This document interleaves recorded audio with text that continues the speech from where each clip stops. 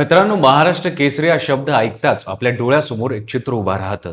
मातीमध्ये झुंज देणारा पहिलवान, अंगावरती जखमा, डोळ्यात जिद्द आणि हातात गद्दा. पण एक क्षण थांबा आणि विचार करा, जर हा किताब जिंकूनही त्या पहिलवानाला आयुष्यात धैर्य मिळालं नाही, नोकरी मिळाली नाही, तर त्या विजयाचं खरं मूल्य आहे का?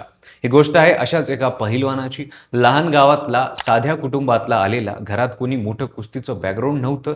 वडील साध्या नोकरीत, आई घर आणि शेती सांभाळणारी. लहानपणी शरीराने थोडा कमजोर असल्यामुळे त्याला कुस्तीत टाकण्यात आलं. सुरुवातीला फक्त फिटनेससाठी घेतलेला निर्णय होता, पण हळूहळू तीच कुस्ती त्याचं आयुष्य बनू लागली. मातीचा सुगंध, रोजची कडक प्रॅक्टिस आणि मनात एकच स्वप्न, महाराष्ट्र केसरी व्हायचं.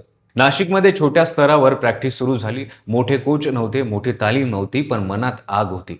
छोट्या छोट्या स्पर्धा खेळत तो पुढे जात होता. त्या काळात एक नाव सतत त्याच्या कानावर पडत होतं, काका पवार तालीम. महाराष्ट्रातल्या मोठ्या पैलवानाची जन्मभूमी. आणि त्याने ठरवलं, जर मोठं व्हायचं असेल तर इथं यायलाच हवं. 2017 साली त्याने मोठा निर्णय घेतला. घर सोडलं आणि पुण्यात आला. तिथे सुरू झाला खरा संघर्ष. कडक प्रॅक्टिस, शिस्त आणि स्वतःला सतत सिद्ध करण्याची लढाई. आणि फक्त काही वर्षातच त्याच्या मेहनतीला फळ मिळालं. 2020 मध्ये त्यानं महाराष्ट्र केसरी जिंकली. तो क्षण त्याच्यासाठी आणि त्याच्या कुटुंबासाठी आयुष्यभराची कमाई होती. पण खरं सांगायचं तरी फक्त सुरुवात होती. कारण जिंकणे एक गोष्ट असते, पण ते यश टिकवणं आणि पुढे जाणं ही खरी परीक्षा असते. महाराष्ट्र केसरी झाल्यानंतर लगेच कोरोना आला. संपूर्ण देश थांबला आणि त्याच्यासोबत त्याचं करिअरही 2 वर्षासाठी थांबलं. प्रॅक्टिस बंद, स्पर्धा बंद, रुटीन पूर्णपणे तुटलं. जेव्हा पुन्हा सुरुवात केली तेव्हा शरीर साथ देत नव्हतं. त्यातच इंजरी झाली, गुडघ्यांचं ऑपरेशन करावं लागलं. 2022, 23, 24 प्रत्येक वर्षी काही ना काही अडचण येत होती. कधी सेमीफायनलमध्ये हार, कधी सुरुवातीलाच बाहेर आणि मग सुरू झाली बाहेरची बोलणी. आता संपलाय, आता याच्याकडून काही होणार नाही. हे शब्द ऐकायला सोपे असतात, पण ज्यांच्यावर येतात त्यांच्यासाठी तेच सर्वात मोठं युद्ध असतं.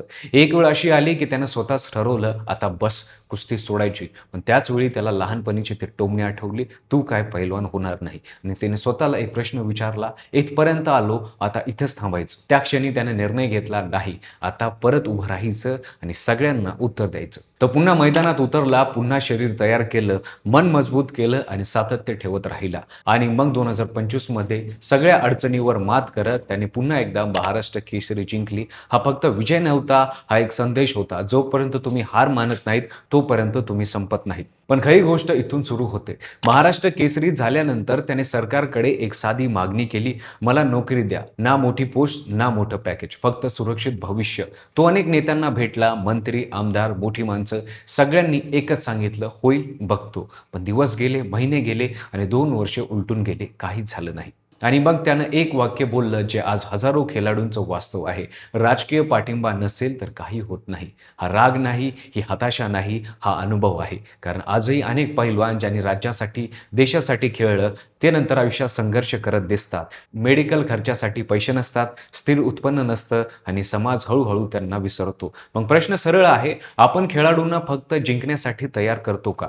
की त्यांच्या आयुष्याची जबाबदारी घेतो? स्टेजवर सन्मान, टाळ्या, फोटो हे सगळं ठीक आहे, पण त्यानंतरचं आयुष्य कोण पाहणार?